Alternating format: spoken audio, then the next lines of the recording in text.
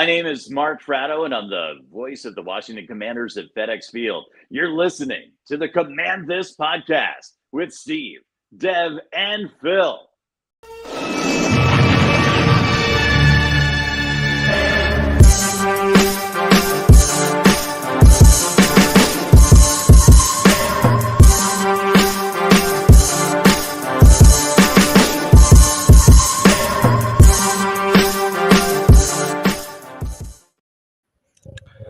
Welcome, everybody. This is going to be a very random Friday night live stream.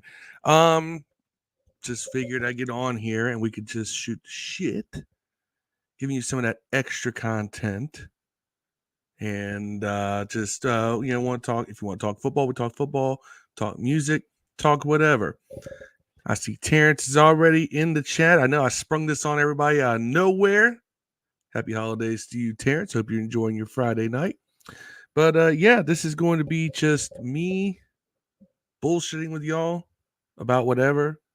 No breaking news other than a whole bunch of our linemen are going to be out.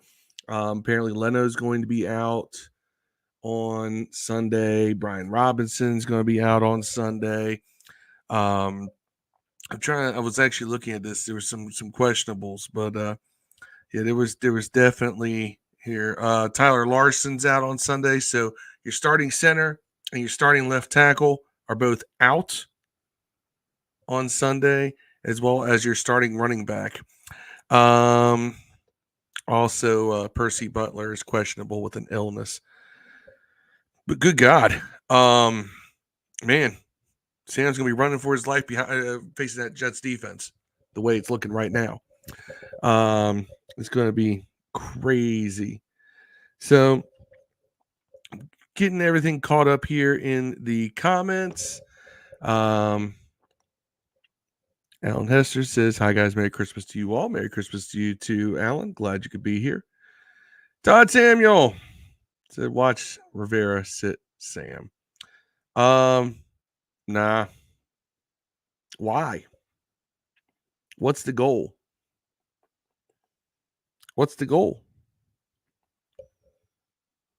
Todd says, "Watch, have Sam throw 50 times." I don't know what to tell you on that one.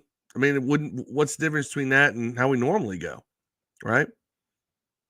So anyway, Mark Seelan, what's up to you? Todd's still talking. Sam's going to get sacked 9 times. No, I mean, you're missing 2 of your starting linemen on O-line that is mediocre at best. Yeah, probably good. Ricardo, what's up? Glad to see you in here. I know I don't have the link for the StreamYard verification on Facebook, so I can't see. I'm looking at the chat here to see y'all's names. But we're just in here just to talk bullshit, do whatever. If you want your name to pop up, my suggestion, because I don't have that link, Steve had it. Go over to YouTube, log in, watch that way, run up the viewer count on that as well. And see if we can attract some advertisers or something. But anyway, yeah, it's going to be an interesting setup. I mean, how do you go about this? I mean, if Leno's out, you've got Cornelius Lucas, who in his spot start against Atlanta looked really good, which kind of justified everybody's calls for him to start over Andrew Wiley. But Tyler Larson, I mean, do we go back to Nick Gates? Because the dude had just become basically his name. He was just an open gate up the middle when he was starting. I like Gates' fire and intensity. He's just not that good. I mean, you definitely see that Larson was a better fit at center. Although, who knows? Maybe Gates just was struggling with the protection schemes and whatnot. Maybe sitting helped him out. I don't know. But, dude's a backup at this point, and he may be starting on Sunday. So, yeah, could be some bloodshed out there. Luckily, Jets offense stinks too, so that should at least keep the game close. But then again, so it's our defense. But anyway, yeah, just trying to get anybody else's thoughts besides Todd's. We all know Todd's thoughts are Sam is absolute trash. We should draft Jaden Daniels. All right, there, Todd. I have gotten all of your usual talking points out the way. If you've got any others, by all means, share them. Anyway, it's been a quiet day news-wise around the league. I really haven't seen too much come across the wire as far as anything else other than those injury updates. But that was the only notable news that I saw coming out of the NFL today. At least, let me rephrase that, coming out of the Commanders camp. Now, I was talking with Ricardo on Facebook earlier, and we were talking about the Eric Bieniemy news conference, his most recent news conference, where he was talking a lot about developing Sam, wanting to develop Sam and all that. And I thought that was interesting at this point in the season with where we're at. And we were trying to guess, is this because he knows he's going to be here next year? Or is he just talking as if he is going to be here next year and saying all the right things that would be attractive to owners looking for a head coach elsewhere? Or just, basically putting on the best face possible and letting the chips fall where they may. So that's kind of the question that we were discussing online. And I was curious, since we're going to start off with some Commanders talk, why not? It's a good place to start. I was curious what other people may have thought. If you saw the press conference, do you think Eric is auditioning for a head coaching job through, hey, look at how I can talk to the media? Do you think that he was talking as if he was going to be here next year, like he has a good feeling that he's going to be here next year? And if so, what capacity? He's on a 2-year contract. You could keep him as an offensive coordinator. Or you can promote him to head coach if you feel confident with him in that position. So I'm curious what other people's perspectives were on this. And Ricardo said that Sam will be just fine. The only way Sam gets benched from this point on is if he makes that decision. Ron needs to be getting himself ready to be unemployed. I think Ron is already ready for that. When Ron said that he was at peace with his tenure here, that tells me he's already well aware he's not going to be here next year. He knows he's not.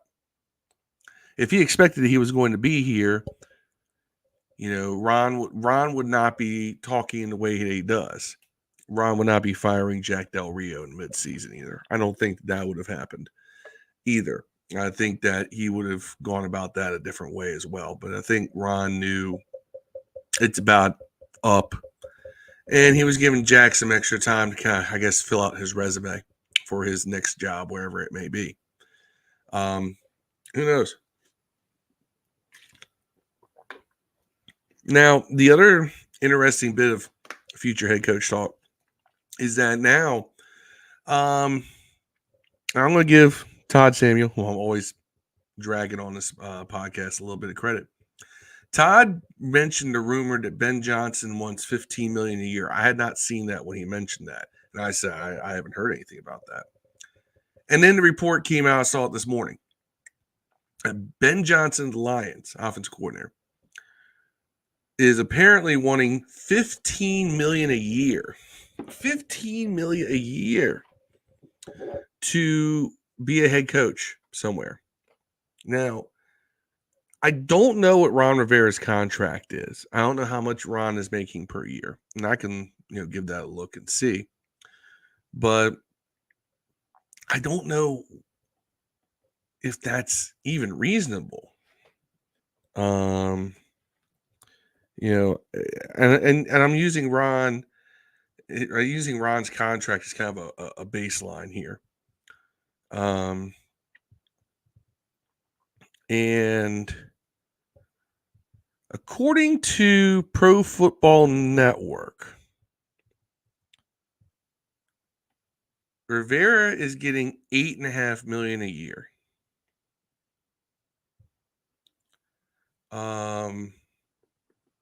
That's what PFN says here. Let me see if I can get it pulled up.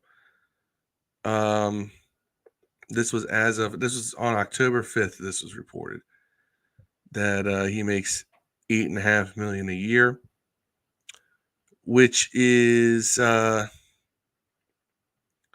in line with Doug Peterson, makes $9 million. Sean McDermott at Buffalo makes $8.5 million. The highest earning coach in the league makes $20 million a year. That's Bill Belichick, and Belichick may not be having a great year this year, but he's definitely earned $20 million a year. Is Ben Johnson worth 75% of what one of the winningest coaches in pro football history makes? I guess that's the question that ownership has to ask themselves if they're going to look at a Ben Johnson. All right, Ricardo says that I'd say the next coach had to keep EB as the OC, the assistant head coach. That's why I was thinking they'd go ahead and give him a promotion. Normally, coaches want their own people, especially when it comes to an assistant head coach. I agree. That's why I think it'll be interesting to see how this all plays out. Because Ron will be gone. And they only owe Ron one more year. Now, granted, they'll only owe EB 1 year. And if you can afford to eat it and you want to move on and start completely fresh, you can go right ahead. Steve, my co-host, says, pay the man. It doesn't count against the cap, but McVay and Pete Carroll make $15 million too. Tough for a first-time head coach. Yeah. That's a lot of money for a guy who's never been a head coach in the league. Let me ask you this. Would you pay Eric Bieniemy $15 million a year to coach this team? He's never been a head coach before. And he has the title of assistant head coach now. Would you pay Eric Bieniemy $15 million a year? And you have to look at not just his record here, but look at his track record as an assistant coach throughout his career too. I mean, he has an impressive resume. He's, he can pull up those 2 rings and flash the hardware. He'll put it right in your face because he's got them as an offensive coordinator. So that's where I guess the question is, do you go out and spend $15 million a year on a head coach? So that's the question. Now, Ricardo, who's been part of this conversation with me earlier, says if EB has rings, if you plan to pay Ben Johnson that much, you would plan to pay Eric Bieniemy that much. Again, as Steve and I say often, when it comes to salaries, you don't have to be the best to get, or even be at the very top to get, the highest figure. It just has to be your turn. And of course, you have to earn your spot to get that turn. I just don't know if a first-time head coach can get $15 million a year. That's really, really high. Ryan Elias jumps in and says, I think I'd be more comfortable paying EB that kind of money. I'm not well versed on coaches' contracts either, to be honest. Well, I'm looking at some numbers here. All right. And what I see here is that Belichick makes $20 million a year. And the other guys who are in the 8-figure club, so it's over $10 million a year: Pete Carroll, Sean McVay, Mike Tomlin, Andy Reid, John Harbaugh, Josh McDaniels, and Kyle Shanahan. Oh, Josh McDaniels. Now, all of them are not new coaches. Josh McDaniels has been a coach before. Harbaugh's on a second contract. Shanahan's, got such a deep resume. Pete Carroll, Sean McVay, Mike Tomlin. I mean, a lot of these guys are on a second contract. So it's, interesting to see. Or they're on an extension of their first contract where the pay got bumped. So I'm interested to see how that ends up rolling here. So let me see. But I don't know. I just thought that was an interesting number, $15 million a year. I mean, goodness. I mean, are we at the point now where we're paying coaches like we pay players? It didn't used to be that way. It used to be coaches made less than your players. But we're going to start seeing the $30, $40, $50 million coach per year. We're going to start. Is that going to be a thing? And if so, what are going to be your requirements to pay someone that much? I don't know. Anyway, that was the other bit of somewhat Commanders related news, because we are going to be talking about a new head coach in the offseason. I just thought that Ben Johnson number was interesting because it's such a high figure for a head coach for such a high figure for a first time head coach, at least in my opinion. Like I said, Ron right now is getting $8.5 million a year, and he's right there with Sean McDermott and Doug Peterson, which realistically speaking, that means Ron's not getting paid a tremendous amount relative to his experience and relative to his resume compared to those other coaches. But at least relative to Sean McDermott. Doug Peterson does have a resume behind him. I shouldn't deny him that. That would be terrible of me to do. Anyway, in other news that I was looking at across the league, let me pull this back up. I flipped over to the Ben Johnson stuff. Right now, it seems like Sean McVay, who was another person people said, oh, we might be able to get him. The better and better the Rams do, especially because they got so hot recently, he's staying in LA. I don't really see him setting anything up to walk out the door, even though he's got, was it Amazon already has a contract waiting for him, or Fox or somebody has some fat contract waiting for him whenever he's done.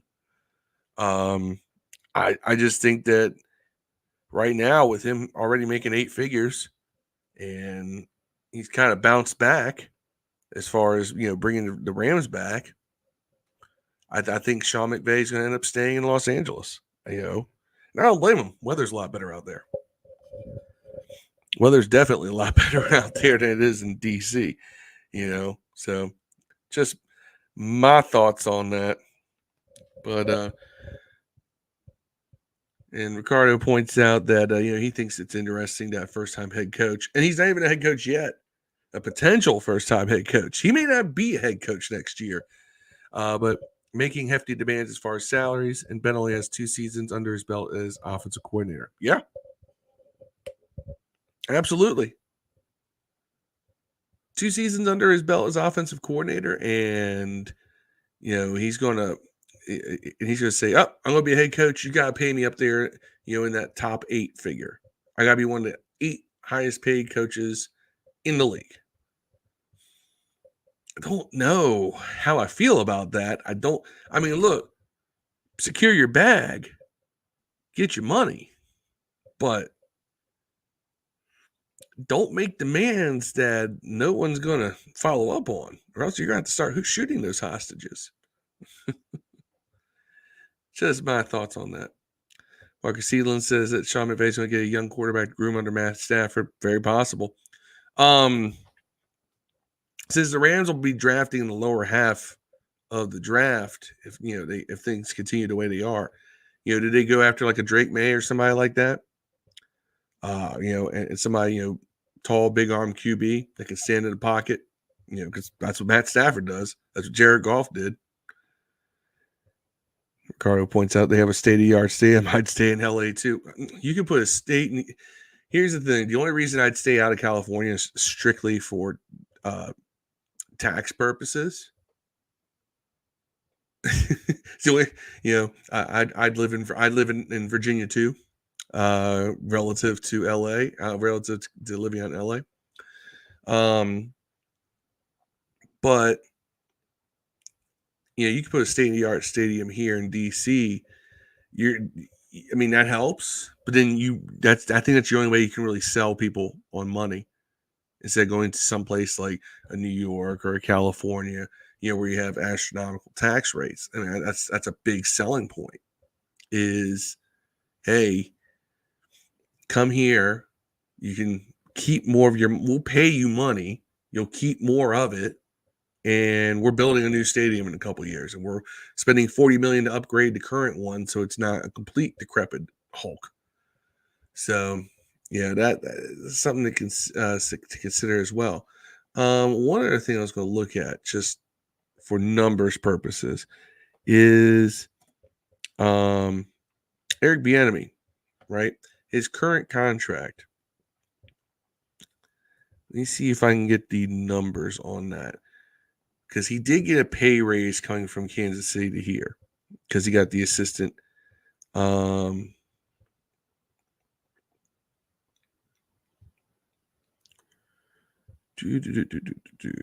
me see what the numbers came up on that.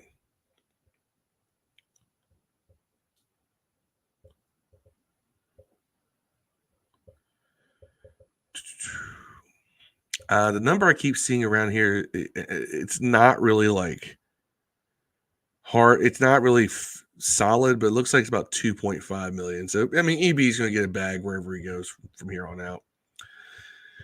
Ricardo, DC is too busy losing teams right now. I think the Commanders build where they are. You think they build on the FedEx site?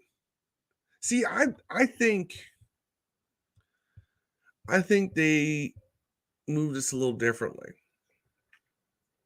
I think DC is going to go all in on the Commanders, wherever they're going to look at, whether it be across the river from that stadium, whether it be at the RFK site. They're going to go all in. See, before 2020, this is where having an eidetic memory helps a lot. I specifically remember in 2019, Muriel Bowser, the Empress, gets up there and says, I think it's time. This is standing right next to Dan Snyder. I think it's time to bring the Redskins back to DC where they belong, or something to that effect. By the way, she had no problem saying Redskins in 2019, and she had a problem with it in 2020. But anyway, just pointing that out. I'm a DC guy. I can't stand Muriel Bowser. I'm a Tony Williams and Adrian Fenty guy. But anyway, politics aside. So she was making those overtures publicly in 2019. Now, DC's about to lose the Wizards and the Capitals. Although the Virginia legislature, the General Assembly session starting next month, is going to be a very, very contentious one. Because there's so much legislature that's being put forward already, and that stadium and entertainment district deal in Alexandria, the city council seems to be ready to approve it. The Wizards and Capitals, Ted Leonsis is ready to do it. You got to get the Virginia legislature on board. So there's going to be some compromises that are going to need to be made in order to get that to happen. And it really will be. I think you may see marijuana legalization in Virginia happen as part of that compromise. Just telling you right now. Don't be surprised, because, hey, that tax revenue is going to help offset the costs to the taxpayer for that particular sports and entertainment district. So why not make the bud legal? I'm all for that anyway. But God, I don't even intend to go political and I start making political statements. But anyway,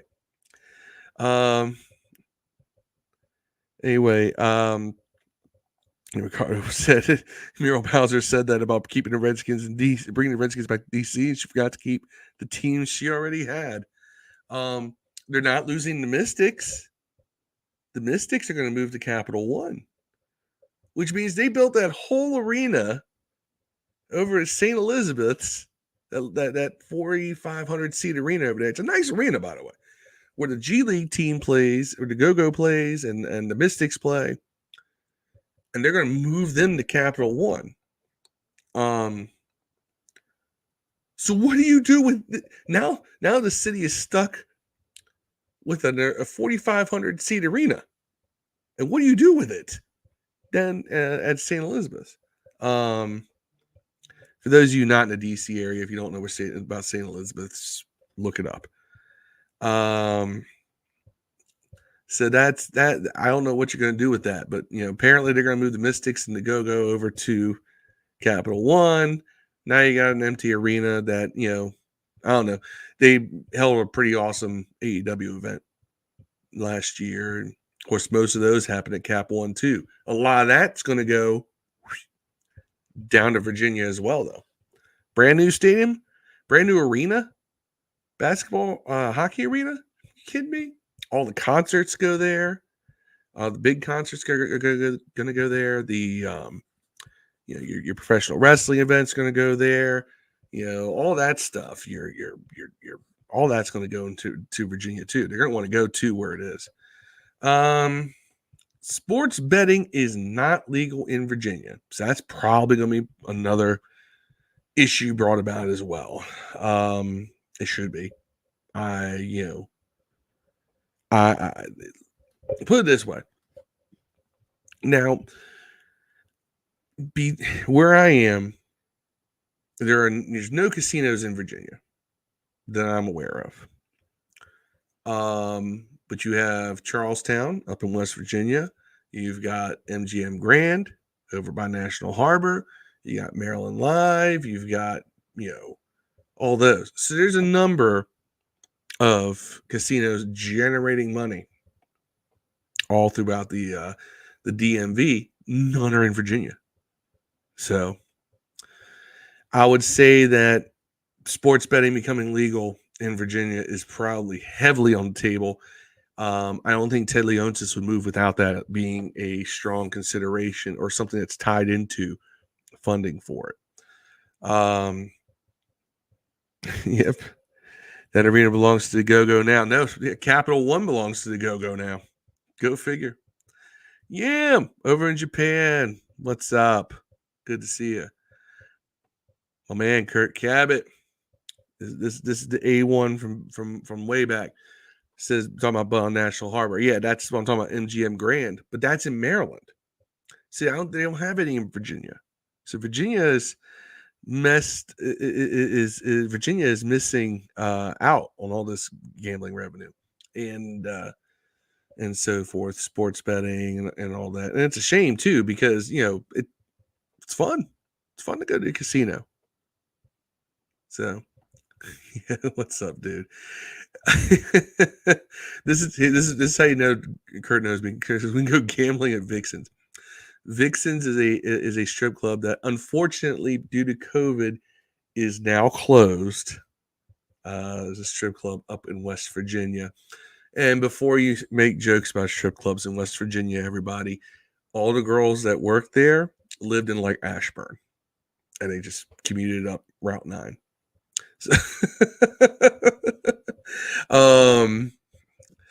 So yep, I just had to break the news to poor Kurt that Vixen's is closed. Yep.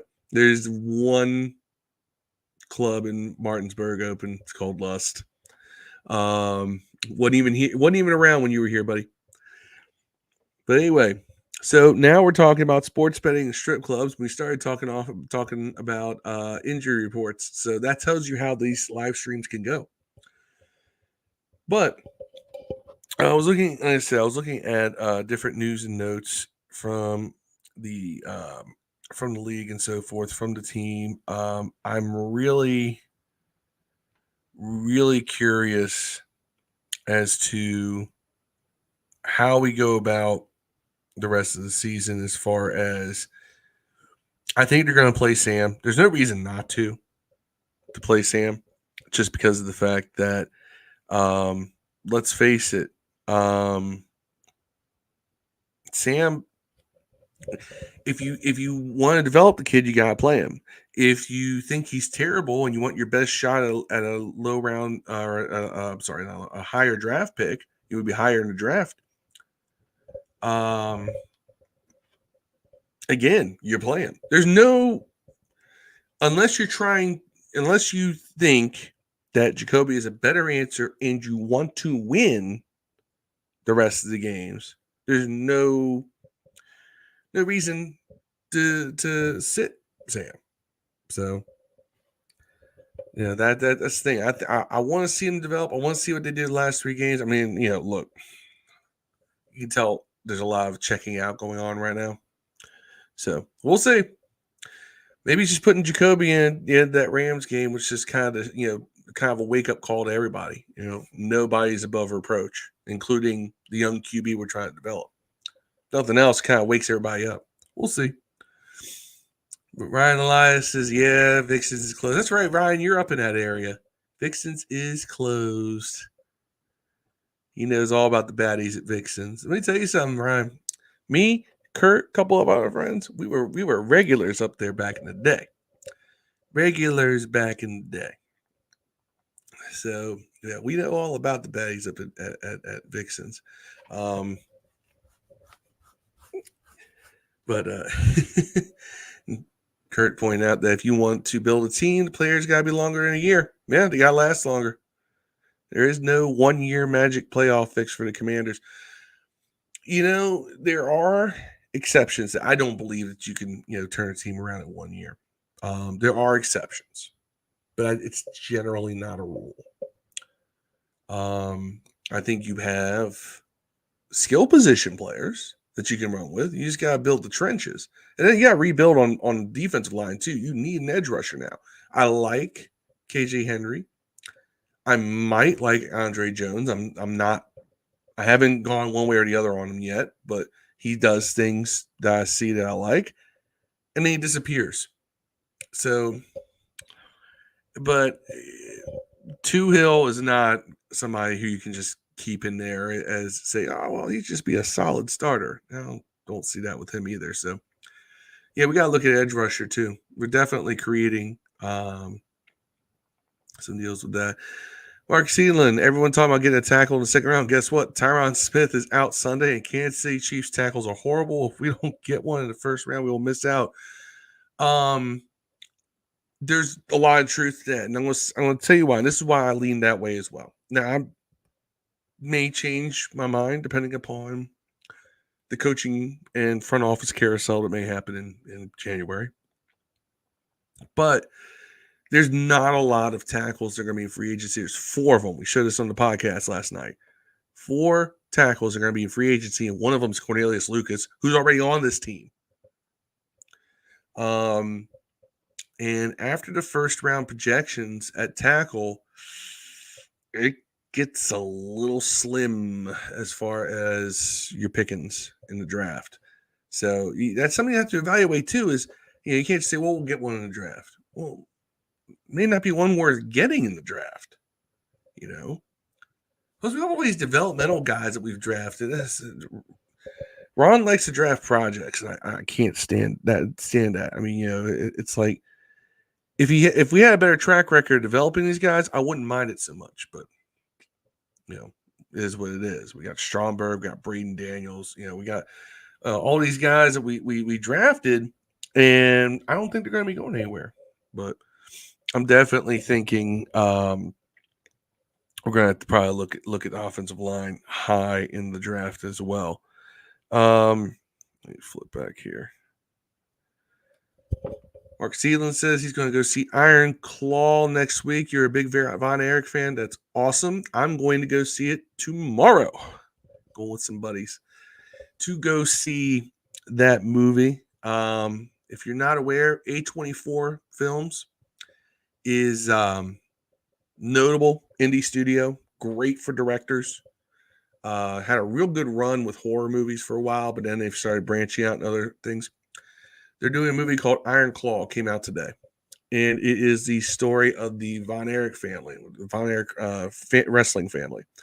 Professional wrestling out of Texas. It's a very tragic story, except for the story of the one son that survived.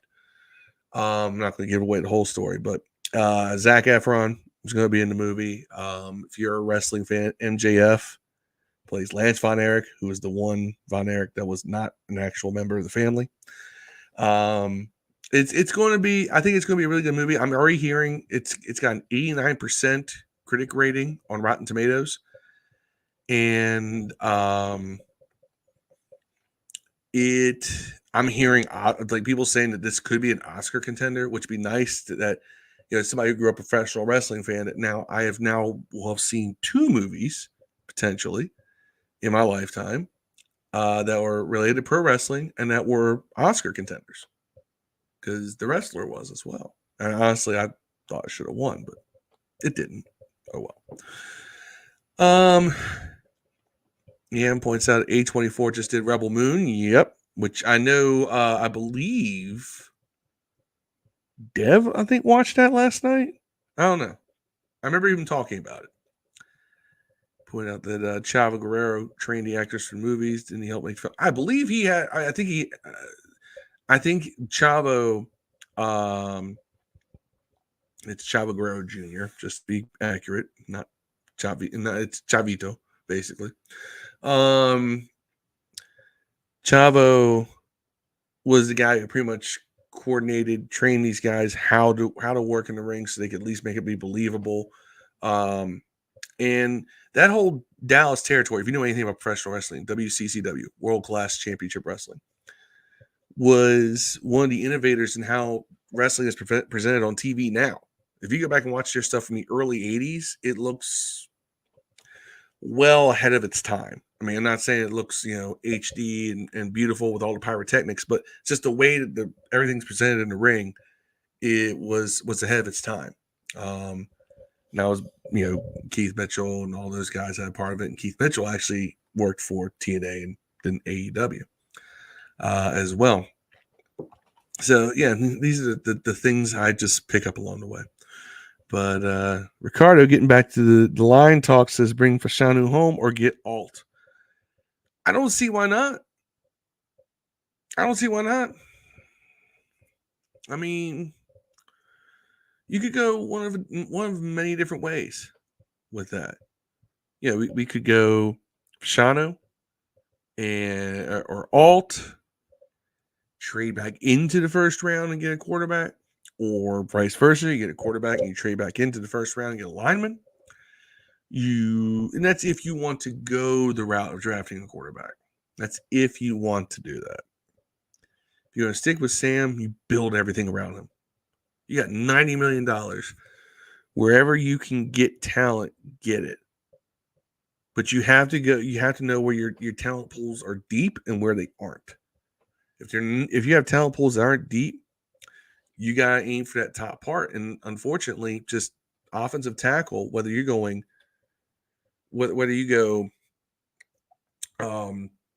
draft or free agency, once you get past those first 3, you got 3 or 4 names in free agency. You got 3 names actually. We're gonna throw Cornelius Lucas out of the loop because he's already on the team right now. So you got 3 other names other than re-signing your guy to get. And all of them are over 30 as well. And then, if you're going to do that, then, we also got to look at right tackle too. I don't want Andrew Wiley on this team another year. It is terrible. And I knew he was a downgrade. But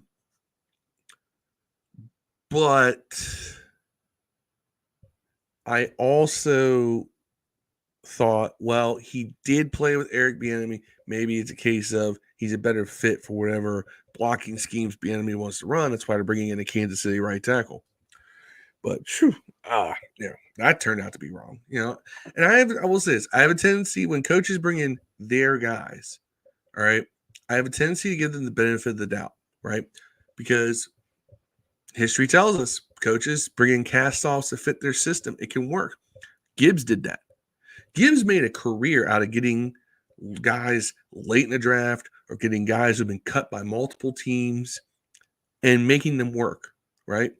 Shanahan did that. Shanahan pieced together an offensive line that, if you look at the individual parts, aside from Trent Williams, was not good. You guys like Tyler Columbus at tackle, Tom Compton. And, and Corey Lichtensteiger and Will Montgomery. Am I throwing out some names that give you chills? None of these guys outside Trent Williams are particularly great, but they were a great fit for Kyle and Mike Shanahan's system and the way they like to run those zone runs and so forth, right? So they were greater than the sum of their parts. So you can make things like that happen if they're a specific scheme fit and they played that particular scheme very well. That was not the case with Andrew Wiley. So that was one case where me giving the benefit of the doubt was because I had seen it work before. But Marcus, and by the way, Marcus Edlin, if you're not following him on Facebook, Sports View 2, you should be. This man keeps tabs on all the college stuff. Talking about moving Leno to right tackle, that's possible. Draft either Cedric Van Pran or Oregon Jackson, either second or third round. I've heard a lot about Van Pran, and I think that a lot of people are looking at him as like a third round pick that could probably start. Wouldn't be a bad pick. I don't have a ton. I don't have a huge file on Van Pran. I have to go back and look. I have a tendency to, if I start zeroing in on certain guys, I'll go and look at, whatever game tapes I can get a hold of, or any reels, any information I can get, and kind of get an idea of what I think of them as well. Ricardo with a good question. He's not sure what the market looks like for a left guard, but get a vet beside that rookie left tackle. That's a good question. So let's take a look. Give me 1 second here. Talk amongst yourselves.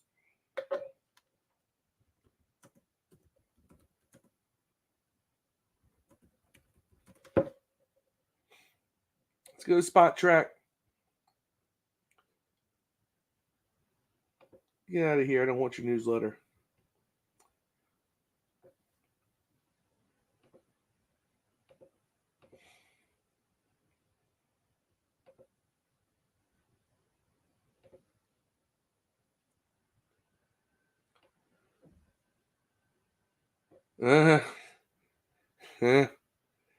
Ain't particularly great. Let me share this screen with you here.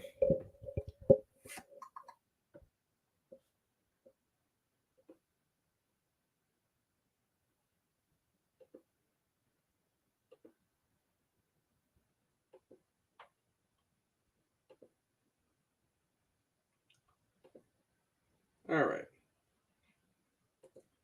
So I'm going to see if I can get this zoomed in here. But this is your 2024 free agents at guard. Let's zoom in so we can see.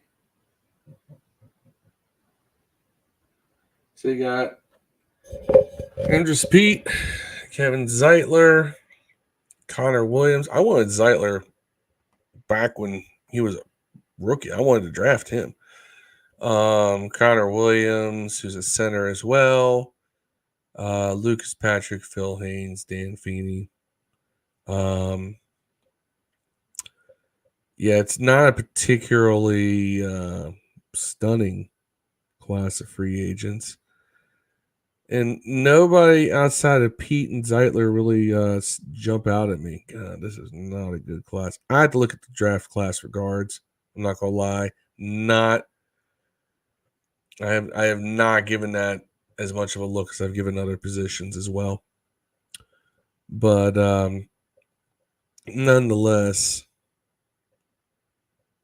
not exactly an inspiring list. But Yan points out very few free agent tackles and O-line, and most that will be available will be cheap for a reason or too pricey. Pete's going to cost you $11.5 million a year, maybe more. He's about the only one. Zeitler you can get for under 10. He's not bad. He's a guy who can be a decent starter for you. But Pete is probably gonna be the other one you're gonna be looking at. Then again, Zeitler's 33, so you don't want to sign him to a long-term deal. Pete is 30, so he's prime right now. Again, I don't know. Some offensive linemen can last forever. You never know. But that's not exactly a stellar set of guards. They're going to be in free agency either. And Mark Seeland breaks the news. Zach Wilson is out on Sunday. You have to check teams over the cap for depth. That's true. But we don't know. We don't know until it happens. So we have to go with what we do know. We may see one or two players get out there. This is true. But until then, it's a very shallow pool. There's 53 guards, by the way, that will be free agents. Most of them, their current contract value is like under $4 million a year, which is peanuts, really, in the NFL. A lot of them are on veteran minimum or close to veteran minimum. So keep that in mind as well. Zach Wilson's out, so we'll probably be seeing Trevor Siemian. Probably not seeing Aaron Rodgers. And that actually kind of bodes well because Siemian, well, I shouldn't say this. I was about to say that, well, Simeon's not even as good as Zach Wilson. Look at the stats. He's not even completing 50% of his passes this year. But also keep in mind that, we said similar things about guys like Tommy DeVito, who torched us, and Desmond Ridder, who went for over 300 yards on us. Didn't really do anything with it through 3 picks. But, yeah, scratch that. We'll probably find a way to make Trevor Siemian look all world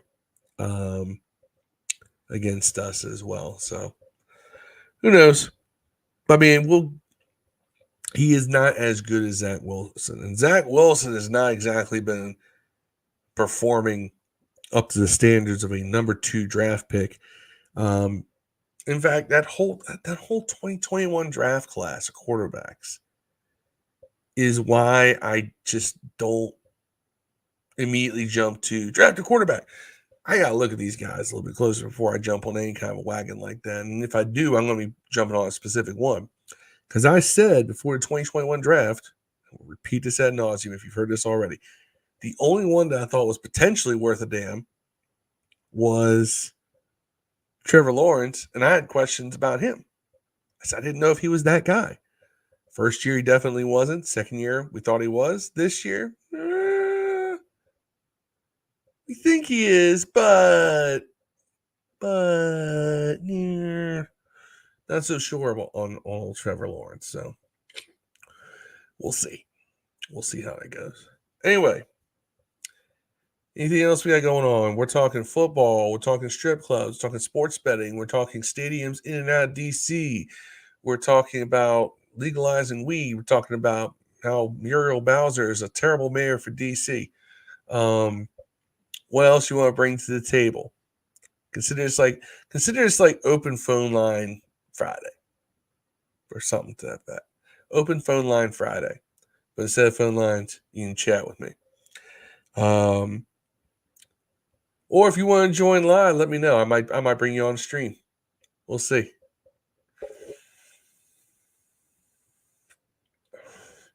Otherwise, I'm just talking to words right now.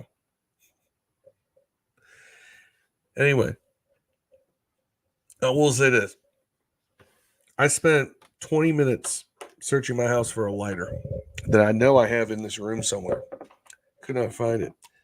Because I wanted to light this candle I have back here for a little podcast vibing.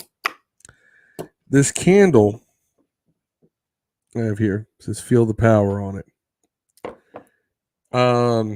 It smells like a freshly cut turf. It smells basically like a football field. When you light it, it smells really good. So that was me. I was going to create podcast vibes. I was going to have that smell radiating through here. I was going to have it lit in the background. I was going to, look all vibey. Nope. Did not get it. But anyway. All right. So looks like people are starting to fade out here. You know what? I understand that. I just wanted to jump on because, hey, we always talk about live streams and everything else and the things we do here. And I know that Steve is not feeling well. That's why he was only in the chat earlier. Dev, not able to make it. He's probably watching Rebel Moon right now, actually, speaking of that movie. But, all right, so I'm going to close this down. But I wanted to jump on, do a little live stream with you. And I like to do these things randomly. You know, sometimes the best hangs that you have with your friends are the spontaneous ones that you didn't even know you were going to until someone gave you the call. Hey, come over. We're going to chill. And that's what I want to do. I want to have these streams where we talk about different things. And, you know, where we bring, you know, just something a little different to besides your normal just we're going to see here. We have a prepared list of things we're going to go through. We will do that. We still do that. But hey, I may jump on here and go live one day. Steve may do it. Dev may do it, you know, or I may do it again. It's just something I think that will be cool. And we got a nice core group of people that like to join with us. I hopefully, as we continue to really start to pump this out to the Addicts group and pump it out to Twitter, that, hey, more people are going to join the fun. Because I like having these conversations with people. I like talking to y'all. I like, you know, all that. So with that being said, we're going to shut this one down for the evening. And Mark Seelan, Merry Christmas, bro. Merry Christmas to you too, Marcus. Keep being the hardest working man on Facebook.